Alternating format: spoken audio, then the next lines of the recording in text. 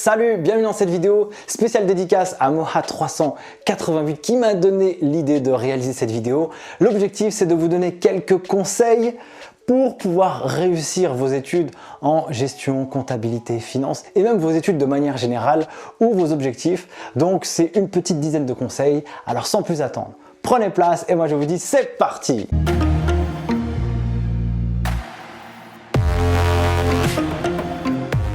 Alors pour réussir dans vos études et trouver une bonne organisation, voilà les quelques astuces que je peux vous donner. La première, c'est il faut absolument que vous puissiez avoir un objectif qui soit clair. Réussir mes études, c'est pas suffisant en fait.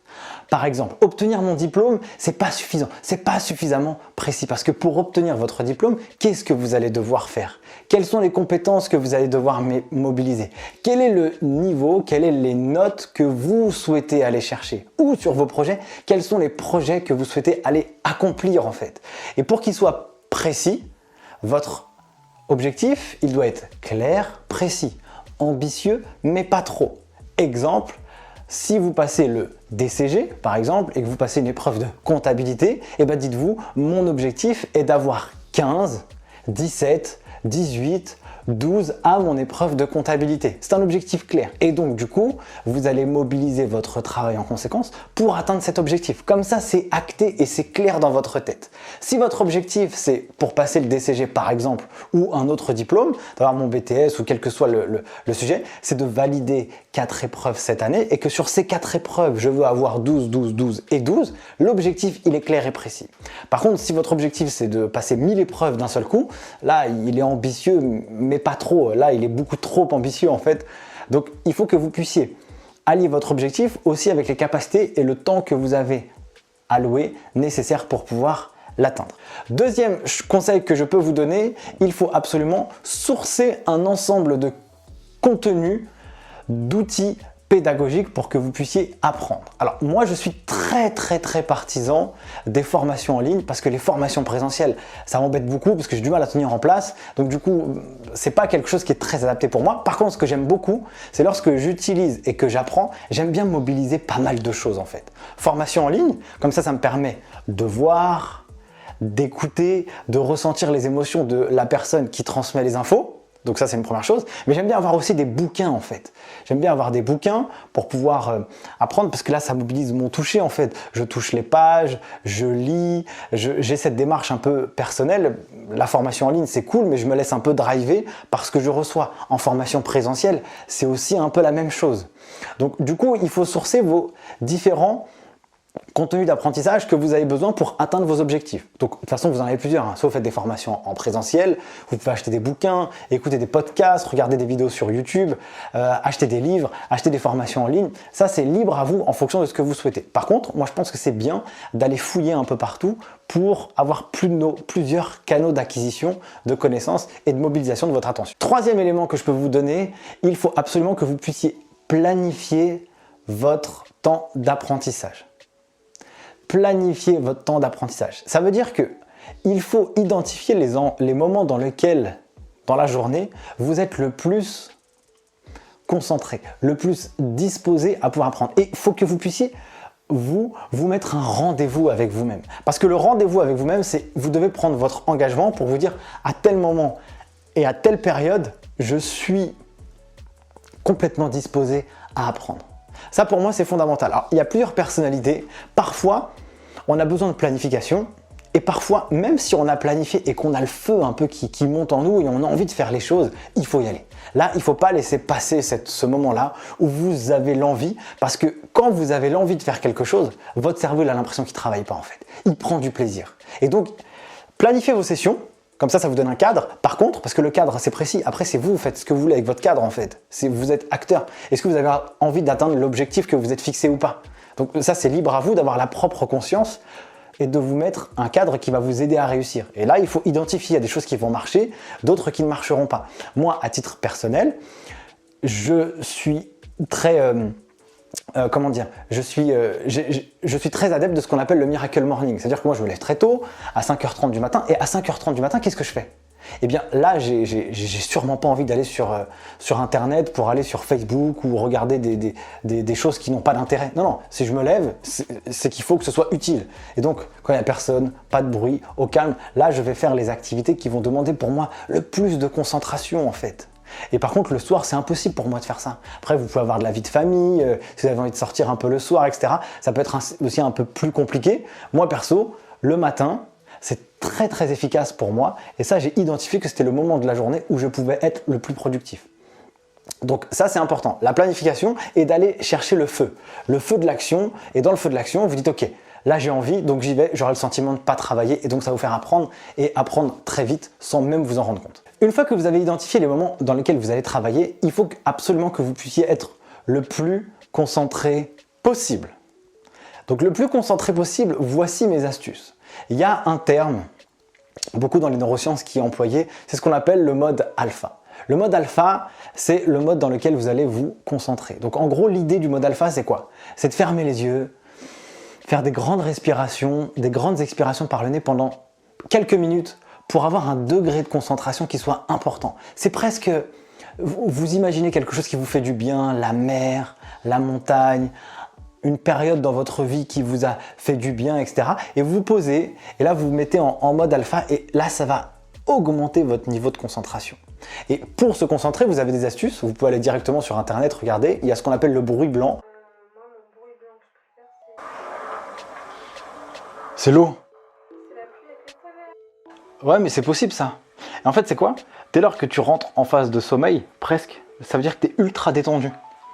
Et quand tu es détendu comme ça, tu as une concentration de ouf en fait. Et ça, c'est ce qu'on appelle le mode alpha. Le mode alpha, c'est le meilleur moment dans lequel toi tu peux te concentrer. Et ça sert à ça le bruit blanc aussi. C'est de te mettre dans un endroit et si ça te détend et ça te calme. Je sais même pas ce que tu fais. Bah voilà. Et donc ça veut dire que tu as trouvé ta concentration optimum. C'est ça le mode alpha. Le mode alpha, normalement, c'est que tu dois te détendre, tranquille. Et plus tu te détends, et plus tu fatigues. Et tu as presque même envie de dormir, quoi. Et à ce moment-là, boum, tu travailles. Et tu as une concentration maximum. Et plus tu rajoutes du bruit blanc, et là tu peux exploser l'histoire.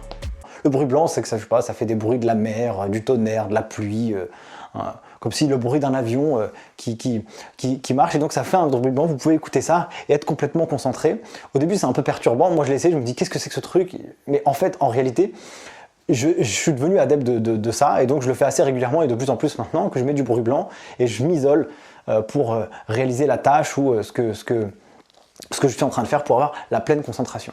Donc ça, c'est important de pouvoir être concentré parce que si vous n'êtes pas concentré, eh bien vous n'allez pas réussir à intégrer les informations que vous êtes en train d'apprendre.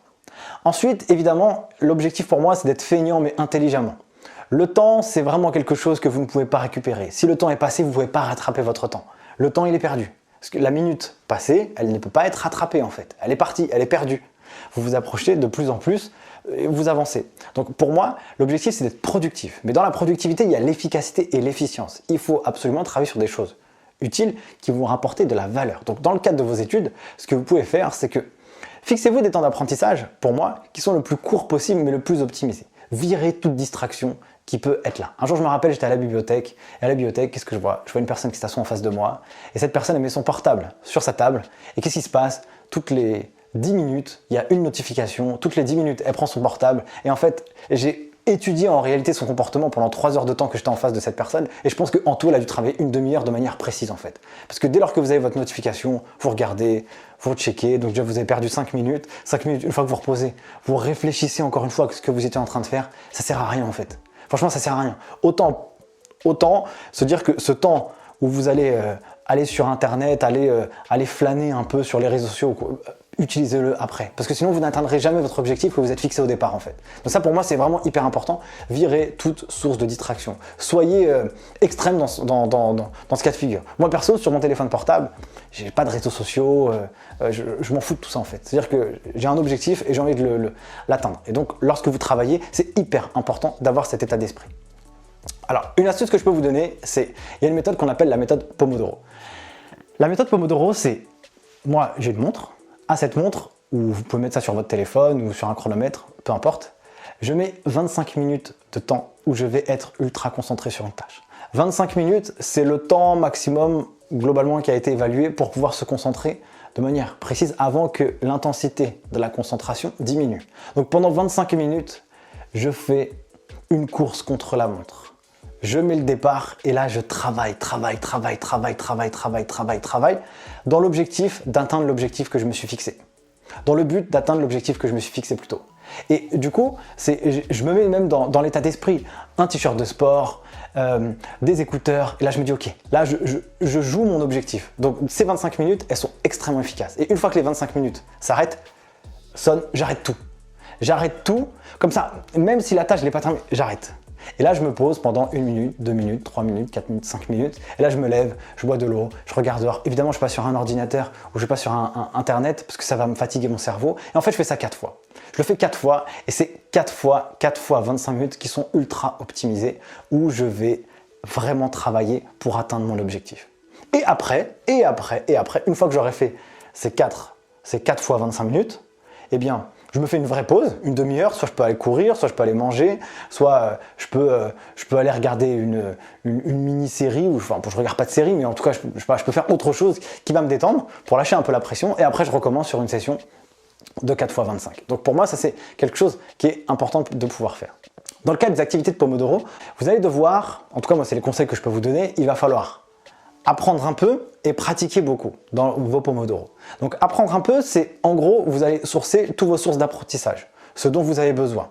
Donc sur ce que vous avez besoin, soit vous faites une formation en ligne, donc vous êtes concentré, vous apprenez.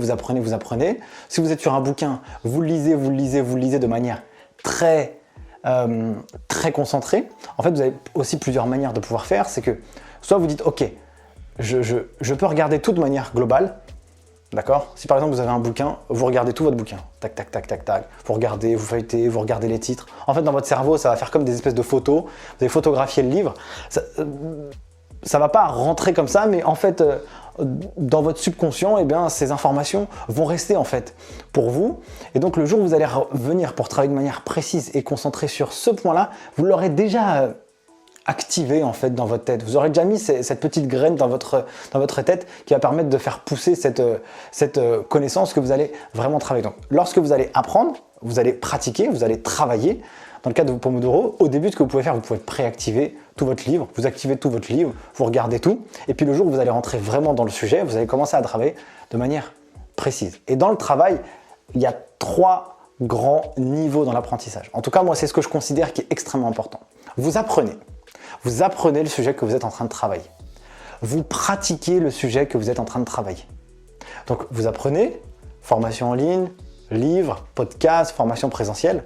Vous pratiquez, donc vous faites des cas pratiques, vous faites des exercices pour pouvoir mobiliser les connaissances que vous avez eues. Et c'est pas grave, dans le cas des exercices, vous allez vous tromper. C'est pas grave. Vous faites un échec, eh bien vous allez apprendre et vous allez réussir après. C'est comme les enfants. Au début, quand ils apprennent à marcher, ils essaient de se mettre debout, ils tombent. Ils essayent de se mettre debout, ils tombent. Après, ils commencent à retrouver un meilleur équilibre, une meilleure position. Et après, ils arrivent à marcher, à courir, etc., etc. Donc ça, c'est exactement la même chose que vous devez faire. Pas de problème si vous vous trompez, c'est pas grave, vous avez appris. Il n'y a pas d'échec, il n'y a que de l'apprentissage. Comme il y a un célèbre dicton qui disait, une célèbre phrase de Nelson Mandela, je pense. C'était « Dans la vie, je ne perds jamais, soit je gagne, soit j'apprends ». Donc quoi qu'il en soit, vous êtes gagnant. Donc vous apprenez, vous pratiquez, et élément puissant et extrêmement important, vous transmettez. Parce que transmettre quelque chose, c'est l'avoir appris 2 fois. Et lorsque vous êtes mis en professeur, c'est là où vous allez mobiliser pleinement vos connaissances. Donc dès que vous avez appris, cherchez quelqu'un, un collègue, des amis, des étudiants. Vous faites un truc où vous allez expliquer ce que vous avez appris. Et expliquer ce que vous avez appris, ça a 2 bénéfices. Le premier, il est pour vous parce que vous allez rechercher dans votre tête tout ce que vous avez mobilisé et ça va vous faire un effort de diction, de synthétisation, de livraison de ce que vous avez appris. Donc vous allez réapprendre. Deuxième bénéfice, c'est aussi utile pour ceux qui vont vous écouter. Parce que si eux, ils sont dans la même chose que vous, et ils font les mêmes études que vous par exemple, eh bien vous allez leur expliquer des choses. Et eux, en fait, ils vont recevoir encore une fois une dose d'apprentissage. Et donc ce cercle vertueux, il est juste extraordinaire. J'apprends, j'œuvre et je transmets. Fondamental. Autre astuce que je peux vous donner, c'est dans le cadre de votre apprentissage, essayez de trouver des astuces de mémorisation. Ce que votre cerveau, il aime énormément, c'est de mobiliser tous ses sens. Les 5 sens en fait.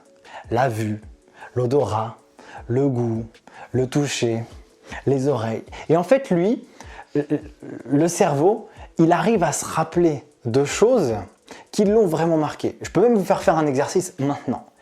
Fermez les yeux et imaginez un endroit dans lequel vous avez déjà été et que vous avez particulièrement apprécié. Si vous faites ça, normalement, il y a quelque chose qui devient de manière instinctive dans votre tête.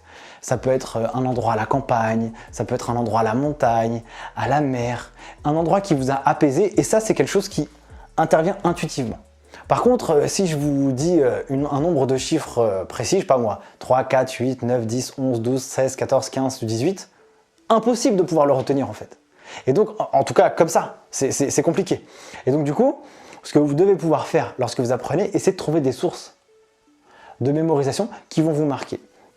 Je dis n'importe quoi, par exemple, vous êtes dans un cursus où vous apprenez du contrôle de gestion. Donc dans le contrôle de gestion, l'une de vos missions, c'est de pouvoir trouver des sources d'optimisation. Et là, vous fermez les yeux et vous imaginez, ok, là j'ai vu une page, et dans cette page, on m'a dit qu'il faut que j'arrive à optimiser le BFR, il faut que j'arrive à optimiser le fonds de roulement en aide globale, il faut que je puisse optimiser la marge, voilà. Vous avez ces trois choses en fait, par exemple. Et donc là, vous dites, ok, je ferme les yeux, et donc il se passe quelque chose d'assez extraordinaire, c'est que vous êtes aux États-Unis, imaginez-le, vous êtes aux États-Unis, et vous allez chez Amazon. Et chez Amazon, c'est Jeff Bezos qui vous reçoit. Et donc, vous montez dans l'ascenseur, et dans l'ascenseur, vous voyez que c'est une tour où il y a, je sais pas moi, 50 étages, et vous appuyez vous-même sur le 50e étage. Et au 50e étage, l'ascenseur s'ouvre, vous avez un grand couloir boisé, avec une moquette qui sent bon, elle a été changée tout récemment, et là, au bout du couloir, il y a Jeff Bezos qui vous accueille. Et il vous serre la main, et il vous dit en anglais, bienvenue, c'est vraiment toi que j'attendais, aujourd'hui j'ai besoin d'optimiser Amazon, et donc je t'invite à me donner 3 astuces et 3 sources, 3 indicateurs sur lesquels je devrais pouvoir travailler pour pouvoir optimiser la gestion de ma boîte. Et donc Jeff Bezos, il vous dit, est-ce que tu veux un café? Donc vous prenez un café avec Jeff Bezos, et là, vous allez commencer à lui dire, ok, donc moi j'ai un plan, et ce plan c'est le suivant. Et là, en fait, c'est en racontant des histoires un peu comme ça que vous allez remobiliser un peu des sources et vous allez mettre des indicateurs, mettre des choses dans des endroits en racontant des histoires. Et normalement, cette histoire avec Jeff Bezos, que là, ça vient de me sortir de ma tête en fait, en réalité, en tout cas, moi personnellement, je m'en rappellerai en fait, parce que je me suis senti dans l'expérience, j'ai senti l'odeur, donc j'ai mobilisé mon ouïe, j'ai bu du café, donc il m'a fait boire du café en fait, il m'a parlé, il m'a serré la main, donc j'ai encore le touché, j'ai la vue parce que je l'ai vu et je l'ai imaginé dans ce bureau, etc. Et donc c'est comme ça que vous devriez pouvoir essayer de mémoriser les choses. Ensuite, autre astuce que je peux vous donner, parfois il n'est pas toujours facile de s'y mettre au travail. Et des fois on n'a pas envie, des fois on est un peu fatigué. Alors vous avez 2 astuces. La première astuce, c'est de toujours visualiser la fin. Imaginez-vous comment vous allez vous sentir lorsque vous aurez accompli votre travail. Ça, c'est comme quand vous allez faire du sport. Le sport, c'est des fois on a la flemme d'y aller. Et par contre, quand on a fait du sport, on est hyper content, quoi. On est hyper content, on a l'impression qu'on a plus d'énergie, qu'on a de la patate, c'est extraordinaire. Par contre, pour s'y mettre, c'est difficile. Donc si vous imaginez la fin de votre séance, ça va vraisemblablement vous aider pour y aller. D'accord? Parce que souvent on peut dire, ah bah non, je le fais pas. Donc vous avez, pendant 5 minutes, vous avez réfléchi, vous avez dit, bah non, j'y vais pas. Et puis pendant une semaine, ou quelques jours, vous êtes frustré parce que vous n'avez pas été faire du sport. Si vous imaginez et visualisez la fin, visualisez votre objectif à la fin, qu'est-ce qui va se passer quand vous aurez réussi, quand vous aurez appris et quand vous aurez appris pour réussir, et ben ça va vous aider. Par contre, autre astuce, c'est que des fois, il faut lâcher prise. Si vous n'avez pas envie, ne le faites pas. Des fois, il faut lâcher l'affaire. C'est pas grave. Et vous culpabilisez pas en fait. Parce que des fois, on est beaucoup plus, et c'est très souvent, et je pense que vous l'avez déjà expérimenté, on est aussi plus performant une fois qu'on a bien lâché l'affaire. On s'est bien détendu, on est parti au ciné, on est sorti un peu, on a rencontré des amis, on est resté un peu avec notre famille sans se prendre la tête. On lâche prise. Et on sait qu'on reviendra plus fort la prochaine fois parce qu'on n'est pas des machines et à certains moments, on est un peu fatigué. Donc voilà pour ces quelques petites astuces que j'ai pu vous donner sur ces petites techniques pour réussir. Donc sur ce, si vous avez d'autres idées, évidemment, n'hésitez surtout pas à les mettre en commentaire. Abonnez-vous à la chaîne Les Geeks des Chiffres, ça nous fera immensément plaisir. Un grand pouce bleu en l'air et moi je vous dis à très vite pour une prochaine vidéo. Ciao!